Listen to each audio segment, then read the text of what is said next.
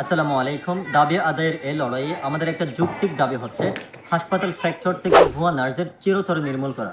দেখুন, হাসপাতালের নার্সদের আত্মসম্মান নিয়ে খেলা করে এমন একটা গ্রুপ হচ্ছে এই ভুয়া নার্স, যাদের কারণে 3 থেকে 4 বছর যাবৎ নার্সিং নিয়ে ডিপ্লোমা ও বিএসসি পাশ করা নার্সরা দিনের পর দিন লাঞ্ছিত হচ্ছে, দিনের পর দিন অপমানিত হচ্ছে।